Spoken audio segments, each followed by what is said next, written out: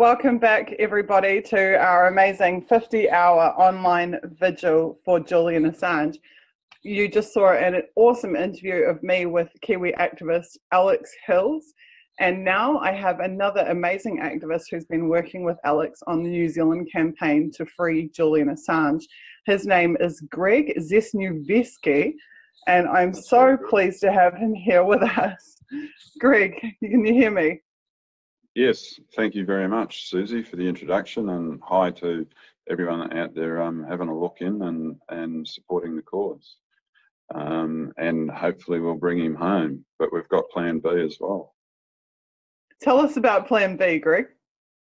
Well, we were pondering what to do, like coming up to the birthday, and how do we make a present? So we had the candles out there on the Parliament lawn, which was hastily gathered together bits and pieces, and then all right, well, I like to do things formally in the democracy, and so chose or said, well, we could do a parliamentary petition, right? So then it was a matter of formulating the petition, and I wanted stronger wording than what we ended up with, but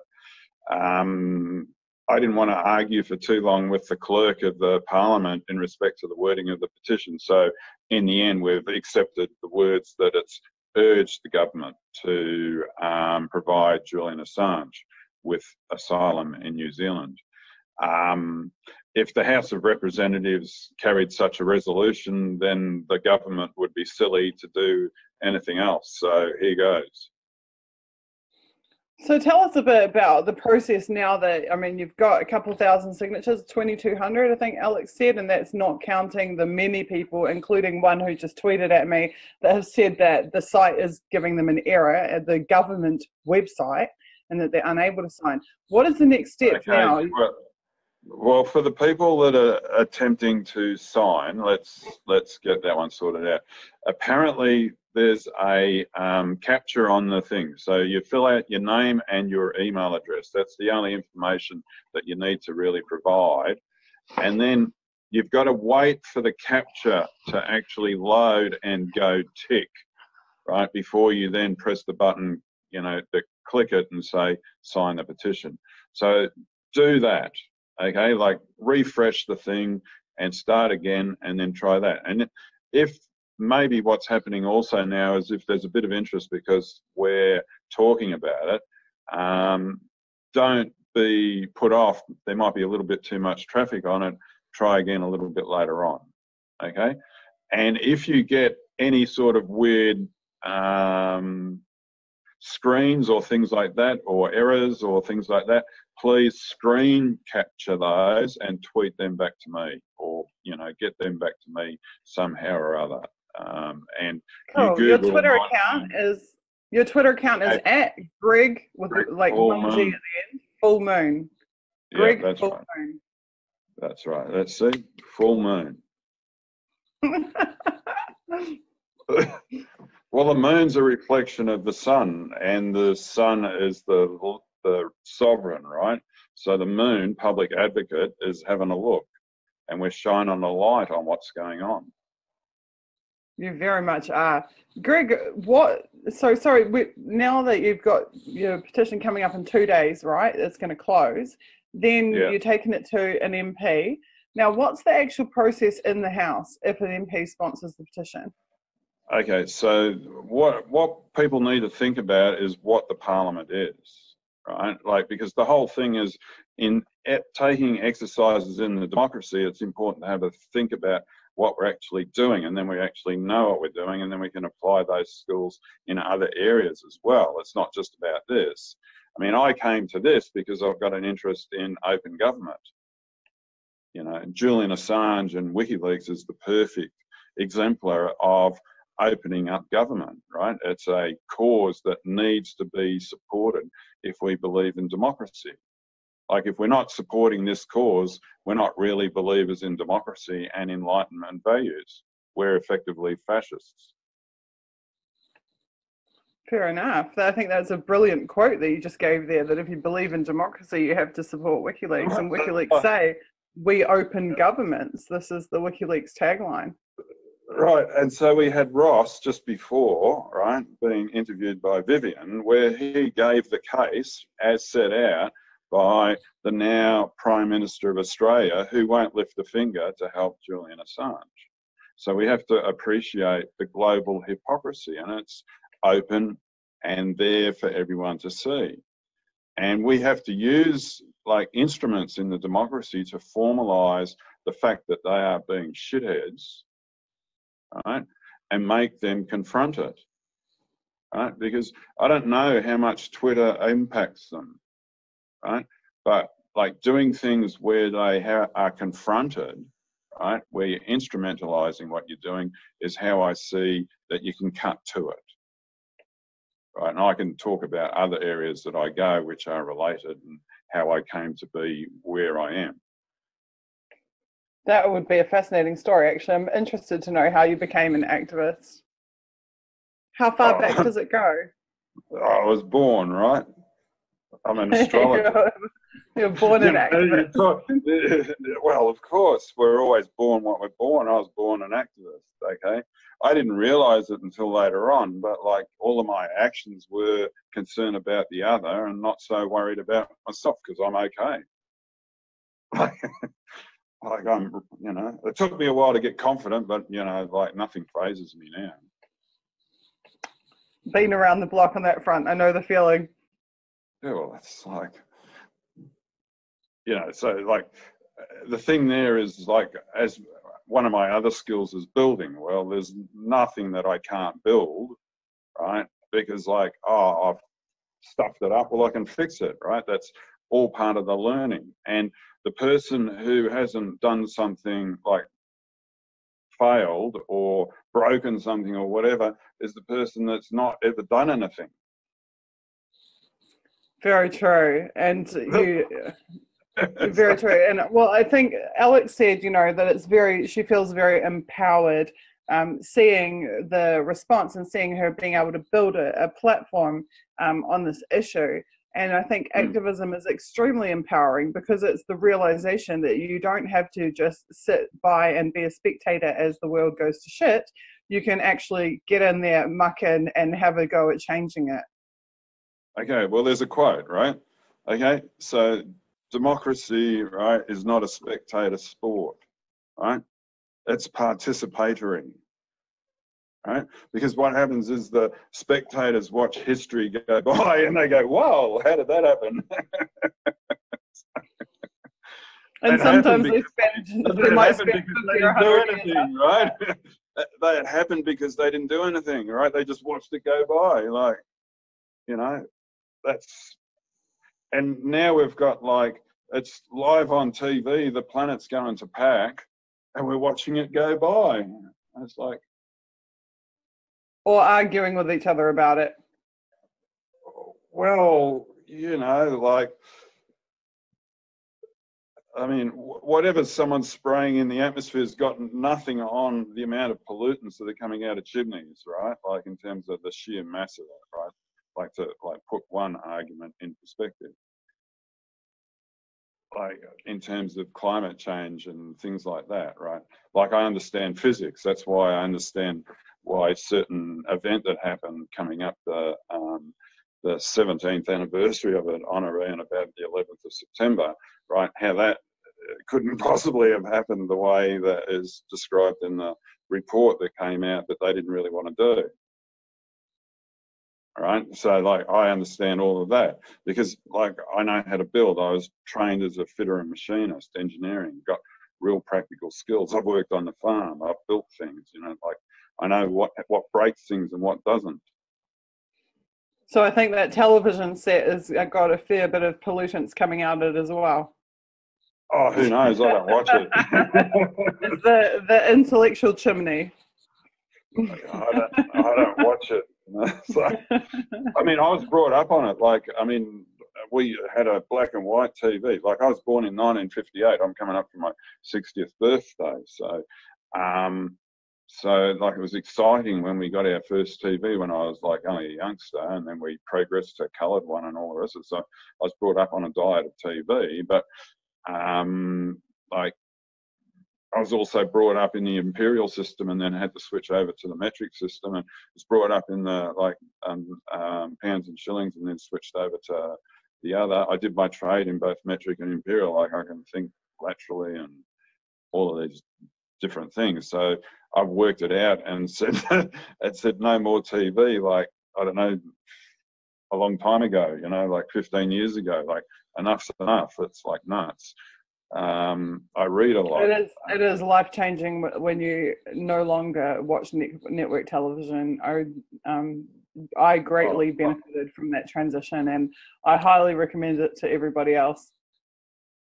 Yeah, but I mean, I've been active before this because when I did my trade, at the time I came out of my trade as a fitter, like my apprenticeship as a fitter and machinist, I also became the shop steward in a little engineering shop of about 70 or 80 people.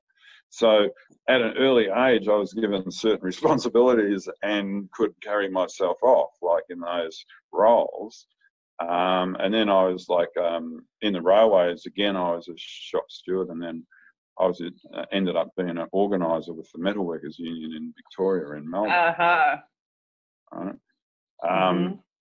And yeah, like I even had a role in the National for a little while. I was the state vice president or president of vice for a while, and got the metalworkers tradition while they were still the, if you like, the soul of the, or one part of the soul of the socialist left of the Labor Party in Victoria, when it was sort of like the bastion of, like, or the heart of the Labor Party solidarity, you know, like in the nation of Australia.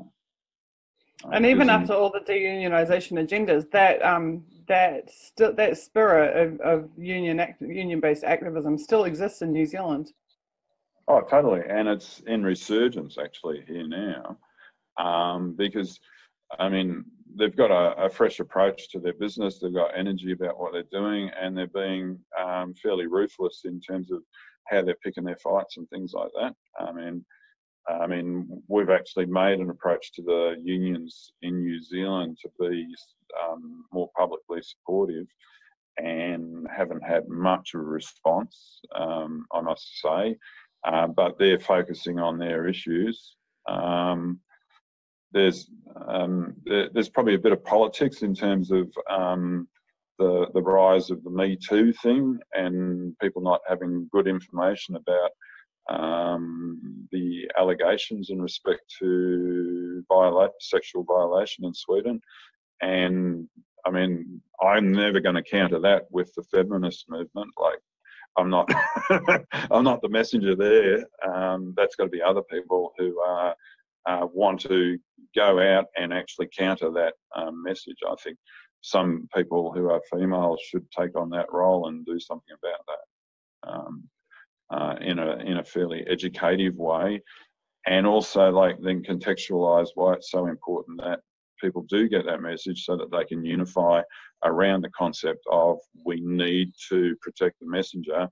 And because where our governments aren't going to tell us what the state secrets are, we need the whistleblowers so we can blow this war agenda apart. Well, I've taken on that role in media several times. I'm one of a number of women who have. Probably not domestically in New Zealand. I haven't yet had the opportunity or the platform to do that, but I absolutely certainly would. And if it took filming a short video message that you guys can circulate in New Zealand to that effect, I'd be happy to do so, because I am an anti-rape activist and I am a rape survivor. I've written about this extensively. I've covered multiple actions and events and conferences relating to it. I have worked with other anti-rape campaigners. I can tell you that the process that happened in Sweden does not in any way reflect the process when a survivor of rape makes a complaint to the police. The police do not drop everything and, you know, have interviews and charges within a matter of days, or be preparing charges within a matter of days. They do not leak the details to the international media so that there is a massive, ginormous shitstorm around the entire planet within 24 hours of the complaint being made, before they've even interviewed the suspect or done anything whatsoever. the GCHQ internally referred to Assange, what happened to Assange in Sweden, as being a fit up. The legal documents in the Assange case refer to messages from the woman where they openly said, one of them said, the police made up the charges. That's her own words. The police made up the charges and she didn't want Assange to be charged with anything. The other woman said, I was not raped. There is a group of women, survivors of rape in the UK, who've made they've analysed the case and made public statements saying that the handling of this is a complete and utter travesty and an insult to survivors of rape worldwide, because it's simply not the case that the police will, especially actually in high-profile cases where there's a high-profile offender, this is simply not the process that is followed by police ever. It is a total anomaly from start to finish in the handling of the case, both by the police and by the prosecutor's office in Sweden, who investigated and then said there was no case to answer and dropped the charges and gave Julian actually permission to leave Sweden and go to the UK, only to then reassign the case to a new prosecutor who said, actually, there is a case here after all, and that was as a result of political connections and political pressure. So I think that New Zealand has been victimised by the mainstream media, who have imposed this narrative that Julian is a rapist in alliance with the intelligence agencies and the political and commercial forces who Julian's work was exposing. And I think that New Zealand needs to hear the message that if they take the time and if they investigate further, they will discover that the truth of what went on in Sweden is absolutely nothing like the story that has been told for all of these years in order to defame and smear Julian Assange. Okay, and this is where we could come back to what happens with the parliamentary petition, so that we can talk about how that evidence can be laid down before the select committee, if you like, when it goes before the House, okay? Because the points that you're making, right, they need to be made possibly in some public opinion pieces as well to help inform the New Zealand population, right? And get a bit of a discussion going around that, which could be positive rather than people sort of shutting down as soon as they hear Julian Assange's name because they've made an association that they think is like the R word, right? And it's not appropriate, and I strike it a lot, right? And I'm very concerned about it, but like I say, I'm possibly not the right person to be attempting to counter that narrative, though I've done that with some people. Well, New Zealand in particular should be really receptive to the messages that I'm giving, because we had the Roastbusters case, and in the Roastbusters case, it turned out over 30 teenage women, even as young as between the ages of 12 and 14, 15, were gang raped by adult males, and yet the media described this as group sex between kids. It was not. It was gang rape by adult males against teenage girls. Now, when those girls went to the police and tried to lay complaints, the police didn't want to know about it, didn't want to investigate, put it on the back burner. 2 years went by. Eventually, when the police got caught out, and it turned out that all these complaints had been made, they tried to blame it on the girls and say it was their fault, they hadn't followed the process, etc., etc., etc. Now, if that severe a case takes 2 years and still gets total inaction by the police, what is the likelihood that some woman complaining that a guy didn't use a condom has a global action within 24 hours? This is just not. It is not how it goes. This is not how they handle or respond to any sexual assault complaints. And I think New Zealanders, we have a massive problem with sexual assault, sexual violence and rape in New Zealand. And we have an even bigger problem with how the New Zealand police respond to it. And I think New Zealand would be very sympathetic when they actually take these two situations side by side and realise if 30 women, 30 teenagers can't get an investigation in 2 years in New Zealand, how is it that you can get it in 12 hours in Sweden? Okay, well, on that point, when the News Hub article that Alex referred to earlier that came out on the 26th of July came out, I tracked its performance. It got 2,600 likes on it, okay? And that was quite a good report. It explained the petition well. It explained what we're up to. It even gave me a bit of a promo as being the TPP activist as well. And it only had one silly little line in it about the Russian narrative, and that was right down the bottom. And it gave a link to the petition as well. Okay, so that had 2,600 likes on it by the time it sort of ran through the news cycle after about a week or so. And on the Facebook page, the News Hub Facebook page, it had about 380 emoticons, and of those, only 68 were grumpy faces, right? The likes were over 200, and if you put the hearts together with them, it was something like at least 4 to 1, right, supporting the content of what was in the news story. And so it seems to me that middle New Zealand's pretty much woke to empire, and it's a bunch of arseholes. The question is what to do about it. How do we do? And in the meantime, we've got to get on with our lives. And I mean, middle New Zealand isn't the mob that traditionally or might always get out on the streets. Some of them have in the past, but we've got to we've got to give them opportunities in the democracy where they can express themselves properly, and we've got to enliven the democracy, right? It's the tools that we have now, and so the focus that comes out of the, if you like, the keyboard warriors is now got to get sort of focused into serious instruments where it can do damage and put a ferro down, put a challenge down to the actual structures in the government. That's how can we, with each action that we take, how can we make it really work? So Kim.com does that, for instance, when he's going and approaching things in the legal system, right?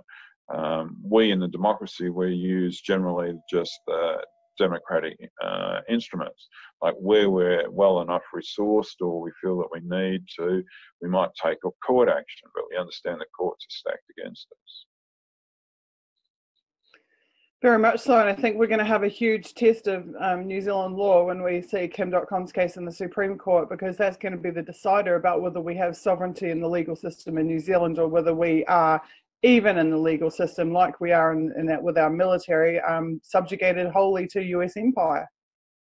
Yeah, well, I mean, that whole who and what we are in the law, and the various entities of government and what they are in the law and what the law actually is another whole conversation.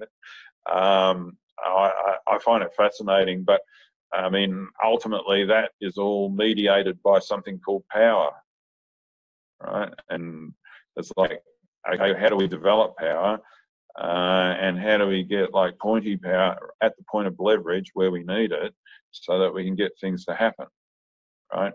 And that's people banging on pots and pans outside the Parliament building, demanding resignations if they don't get their way, like we saw in Iceland. That worked. That worked. I mean, there's all sorts of different ways to make things work, right? So we've got to be open to all of those. And we've also got to be aware of that many of us have got plenty of different talents, which is what comes out of the Discord enterprise, if you like. You throw all of these different elements into it and then see what comes out, what synergies are created out of that. So out of that, you've got lots of different things, the new imaging and branding that's on the front of on the videos, etc. There's obviously new graphics and art that's come out of the process. So in terms of how we go and deal with democracy, we also need to be thinking about that as well, how we become powerful in it. Because we don't necessarily need parties either. We can actually work directly in it. We don't need high priests. We can be our own director working in the democracy and saying we want or demand this particular thing. I think that's a really powerful message for us to hear. because we have a legal group of legal analysts analysing legal documents, and we have like obviously multiple petition initiatives and things like that. But I don't think that we really have had any expertise yet as to how to interface with government inside of the Unity4J movement. So anybody who has like expertise in that area, I think would be a valuable contribution. Yeah, It's certainly not my experience. And my experience has been very much Rage Against the Machine on the streets, not necessarily in the halls of power. Did have a shot at that, but sure enough, they weren't going to let me get near it with a barge pole. Oh, well, I'm not after political office. Like, this is a thing. I make a clear distinction. I'm not interested in political office because that would destroy a person's life. What I'm interested in is, well, you know, like, it's quite a corrupting process when you really look at it, like, because people like go in there full of, like, you know, all fresh bunny tailed and everything, full of aspirations, and then they hit brick walls, which are called reality, and then they put the best fist on it, like, you know, like, I've still got to be the conservation minister and allow 1080 or allow that water permit or whatever else. But the Green Party's got to swallow a rat in order to get their big agenda, which is dealing with climate change and things like that, right? So that's all politics. People have to understand how politics works. And having power is like to be able to use the power purposefully and deftly so that you're not wasting it, but you're actually pointing at things where you're going to be effective, right? And if you're building like that knowledge in the people that are part of the movement, well, then they like get it, right? And then they're suggesting ways to do things as well, because like they understand how the machinery works. They'll do their own, right? Because we were doing it with local councils as well when we were pushing the TPP policy solution. Public meetings all over the place, pushing a particular agenda, right? And just got breakthrough. And because the Auckland Council initiated it, the resolution themselves, when you put all the other councils together that we won it with, we ended up having in their territories, the 12 councils that carried that resolution, they had 60% of the New Zealand population in their constituencies, right? And that was basically saying, well, we wanted any TPP outcome's got to be like look after the public interest, and 12 points define it. The TPP, the movement against TPP in New Zealand deserves volumes written about it. It deserves an entire series of books written about it because it was such a remarkable and historic movement in so many ways. I was really involved on the independent media side and in the media team, and actually I was one of the admins for the It's Our Future New Zealand social accounts, and we worked to develop the hashtag TPPA No Way, which is a real tipping point in terms of being able to, you know, trend this, because when we started off with TPP, everyone's like, you know, what does TPP mean? What does that even stand for? It was a really difficult thing to try to explain to the public, but over a large number of years and utilizing social media and using it to get high visibility for the movement, we eventually were able to get saturation into the public consciousness in a way that most activism campaigns usually can't do. And of course, Dr. Jane Kelsey worked on that campaign for years before there ever was a hashtag or a social media team or anything else. It was a very, very long-rooted campaign and phenomenally well organized. But that was a classic example where an entire country became aware of the true significance of a social issue, a political and legislative issue. Unfortunately, at the end of that road, even after we had 24 towns and cities marching, after we had all the public meetings and the resolutions and the petitions and everything else, unfortunately, the current government just pretty much thumbed their nose and shoved it through anyway. But that's not to say that we weren't right to make all the efforts that we did make. We absolutely were, and it was very significant and raised the consciousness really of a generation that we were able to educate them about those issues. I would love to do the same thing with Julian and with WikiLeaks. I think it's critically important that we do, because I think there is a grave danger, should we lose Julian Assange and WikiLeaks, a grave danger to the public at large, certainly to journalism and the media sphere, but to the public at large, to the public right to know. And you were talking just before about, well, we got a bit off topic, but you were talking about WikiLeaks open governments, and you're saying that if you believe in democracy, you must believe in WikiLeaks. Can you tell me a bit more about, from your perspective, the significance and the importance of WikiLeaks and Julian Assange's work, and also the treatment of Julian Assange that we see going on now in the Ecuadorian Embassy?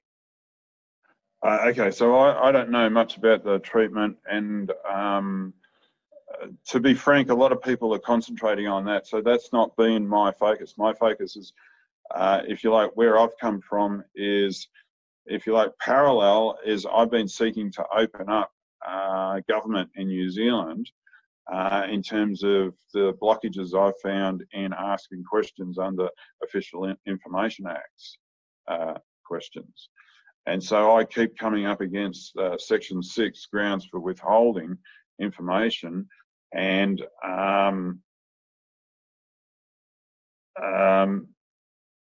that. Sorry to interject. Section 6. Are you talking about the national defence?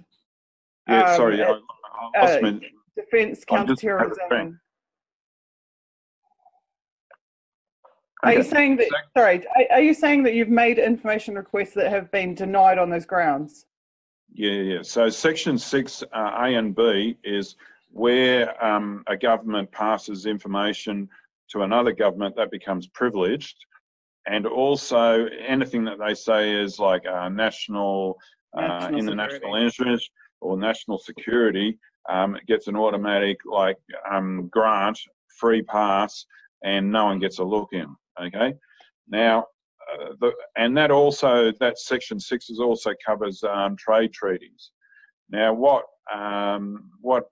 I say needs to happen is there needs to be a public interest test to test exactly what's going on there, because quite frankly, they're using that to cover up all sorts of war crimes. And it's just not, it's like, if we want to end the wars, then we need to open that up so that those games that they play can no longer be played. And that's why, we need sunlight in there, and that's what I see WikiLeaks as. WikiLeaks is sunlight on the corruption that's at the core of why we've got the wars. And I said that again today, this morning. I went to the Wellington Botanical Gardens because at 10 o'clock there was a commemoration service for the Hiroshima and Nagasaki bombings 73 years ago. And a number of people were there and saying all sorts of things. There was letters read out from the Hiroshima and Nagasaki mayors to the group by young children from local schools. And there was also the ambassadors or diplomats from the Japanese, the Philippines, and also the Cuban embassies. And Richard from Wellington Peace Action Group led the proceedings. So I, at the end, because they offered a space, got up and made it clear that if we want to stop the wars, then we also have to look at the infrastructure and the architecture of governance. And so we need to open up what's going on in respect to the Official Information Act, so that that can no longer be used as cover for war crimes. And anyone who says that they want to stop wars and they're not serious about doing something about the Official Information Act, they're also playing with their pudding as well. So, Greg, when you said there needs to be a public interest test, what precisely does that mean, and how would one go about it? Okay, so in November 2014, I was at a select committee hearing, and it was the Countering Foreign Terrorist Fighters legislation bill, and the national government was moving it through select committee under urgency or through Parliament under urgency, but somehow there was an opening for people to get submissions into the process. And I think some 600 submissions flew in, and they had about 100 people that wanted to present. And I put together about a 14-page paper in a 30-hour window, and was in there sort of like after about 4 hours sleep, presenting late in the afternoon to the select committee. So it was Friday, it was maybe the 28th of November 2014. And the two Labor representatives on the select committee were David Shearer and Phil Goff, and Mark Mitchell, who's subsequently been the Defence Minister for a while. He was the chair of the select committee. There was 5 Nationals on it, 2 Labor, Kennedy Graham from the Greens, and Fletcher Tabato from the New Zealand First Party. And so they are looking at my paper after I finished my rant, and my paper said that this bill needs to be considered in relationship to the global war on terror, and the war on terror needs to be considered in relationship to the event known as 9/11. And here's what I think about that. So my paper basically laid out that the story that was given to us by the 9/11 Commission report is bullshit, and I laid out an alternative view of what might have happened. I laid out enough there to say that what they said happened couldn't possibly, i.e. go to the physics, etc. But moving right along, Philip Goff had some problems with the paper, not so much with the 9/11 stuff, but the reference to the Iraq War. So I put in my paper that in early 2003, the New Zealand government, Labor Clark-led government, made a good decision and didn't enter the Iraq War. And then by June of 2003, they had their arm twisted by the dairy company, and so they found some ruse and they landed some supposedly humanitarian engineers and a whole lot of troops to protect them in Iraq in order to feed at the UN Food for Oil trough. Now, Phil Goff took it that I asserted that New Zealand joined the Iraq War, and he was most hostile to that idea, and he said, no, New Zealand never joined the Iraq War, we only went there on humanitarian basis. And then he went on, and he said, because the whole thing was about intelligence, and this bill was sort of like flagged under the guise of the jihadi brides. There's apparently 70 or 80 jihadi brides associated with so-called ISIS actors. The spooks wouldn't be specific, but it later returned out to be like less than 10. But anyway, it doesn't hurt to exaggerate something at a time, I guess. And so it was about intelligence, and Phil Goff said, we'll be pleased to know that on that occasion, so he's referring back to the Iraq War, our intelligence services, and he mentioned the GCSB specifically, informed the government that there was no justification for the Iraq War. Right? Now, this is a serious statement. It's said in public, and I've got an audio file of the statement, and it says that the Iraq War, like the New Zealand government, and he was the foreign minister at the time, he later was the defence minister too, but he said that the Iraq War was illegal and an act of aggression in a select committee hearing. Now, I asked the GCSB and the NZSIS, the long story short, for the files and intelligence or the information that Phil Goff spoke about in the select committee. Well, I've been beating around the bush with them about that, and then lots of other questions that I've asked. And I've arrived at, right, because I keep getting bashed around the head with Section 6A and B and other elements of the Official Information Act, all covering up like obvious bullshit and crimes, that needs to be looked at. And the public interest, that is to have peace and have the UN Charter rule and the UN Human Rights Declaration, and the other thing that Richard this morning at the Hiroshima and Nagasaki commemoration also offered was the Einstein statement with some other scientist, and I forget his name, but there was a statement they put out.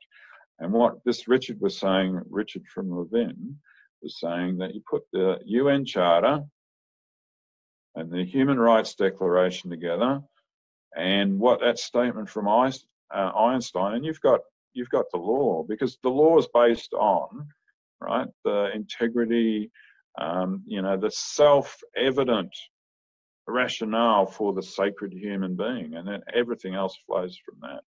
And if we're collaterally murdering people all over the place just for profit, then we're cannibals. And here in New Zealand, we're part of that empire. And so we need to know what's being done in our name, and we need whistleblowers because they're not opening up. But I'm pushing in on the OIA Act as well. I mean, if we had lots more people pushing with me, well, that'd be great. But I write about it in my blog. I write about it in my blog, but I'm a long form writer, you see. So, and like people like short grabs now. So it's like. Well, I think you'd be surprised, Greg. I also am a long form writer. I probably only publish 2 or 3 times a year because I spend so much time researching and so much time writing my pieces, and then they end up being ridiculously long. But I have a very large audience that over the years has worked out that if I publish something, it's probably worth reading. And That's great. I'm really blessed to have quite a significant reach now with my journalism. So I have seen some of your work, but I'm going to have a much closer look at your work now, because the topics that you are discussing are very closely related to my experiences in New Zealand. I'm not sure if you're aware, well, you probably are, that Keith Locke took the government essentially to court through the Privacy Tribunal to discover whether or not he was one of the 88 plus New Zealand citizens who was illegally targeted by the GCSB. The court ruled in his favour in that they said if someone is not one of those targets, that the security services must disclose that they are not one of the targets. And duly, the GCSB did then confirm that Keith Locke was not one of the 88 plus New Zealanders. In the wake of that ruling, I also made applications to access my files with the GCSB and with the SIS. I made the specific request to be told, to be informed whether or not I was one of the 88 plus New Zealanders that was illegally spied on. And in total violation of the Keith Locke precedent, they refused to tell me whether or not I was. And they refused to tell me under Section 6, the precise provisions that you're discussing, which was on the grounds of national security and under the Defence Act of New Zealand. So given that there was already a established court precedent that they must disclose if I'm not a target, the fact that they are still to this day refusing to disclose whether or not I am indicates that I was in fact one of the 88 plus that was spied on, which anybody who knows a bit about my history in New Zealand and the types of experiences I had goes a long way towards explaining some of that. So I now find myself too in a position where I'm going to have to take some action on that front to try to get to the bottom of what precisely it was that was done to me, along the same timelines that this was being done to Kim, who obviously I'm closely affiliated with, and to others in that circle. So I'm very interested about this idea of a public interest test, and I think you're absolutely spot on with regards to WikiLeaks and to the service, the public service that they provide to the public interest and to our right to know, especially when our governments and particularly the spy agencies are so opaque in their practices and the ways in which they abuse the legislative process to retroactively indemnify themselves for their crimes, as we've seen with the types of legislation that you're talking about. Yeah, that's right. And like they're very enmeshed in whatever's going on with the US NSA, CIA, military-industrial complex. I mean, our intelligence services are enmeshed with the defence forces. Like it's like a big, and there's probably crossover into the police and the various other services. So hopefully they're having a war in there between the good guys and the bad guys. I don't know how it goes in there because I'm not subject, like don't have that sort of insight. I mean, there's probably others that do, but my thing is about building or instrumentalizing the things that we want so that they don't fade away. So like just having little wins in here and there, and then, oh, we won that, and then, oh, but we missed the next three or whatever. We need to instrumentalize the things that we do so that like they stick and stay stuck in there, and we're creating the new elements in the democracy. So that's sort of like the way I approach now my work, like in terms of trying to do things which are laying evidence down or putting a stake in the ground somewhere and pushing it forward. So the material about false flag operations and things like that, I've been forcing that into the government over, like since then, like just keep putting more and more evidence down, right? So the point is that that blog, I mean, that article by News Hub, right? He spoke about my blog. He didn't link to it, but my blog has got references to my radio show where I'm talking about like 9/11 and what if we knew that the official information that the 9/11 narrative put out by the US government's bullshit, right? What does that mean to history? Like having that as official information. Right, because then that raises that whole question about the $7 trillion that's been wasted in the global war on terror, and the millions of people that are being killed, right, diseased and displaced, and then the whole Syria, Libya, whatever engineering was involved in the Arab Spring, let alone the fact that Arab Spring or people in those Arab lands wanted to also have their own freedom and their own democracies operating, on their own basis in terms that, where they get their visions created and put into practice. That's what we want. Everyone wants their freedom. Right? It's the universal timeless struggle. If you look at my Facebook page and also my Twitter thing, is that word cloud, right? That's National's word cloud that they got back from New Zealand about the stand for values that the committee that was going to select the flag for New Zealand, they were the values that they had to look at, right?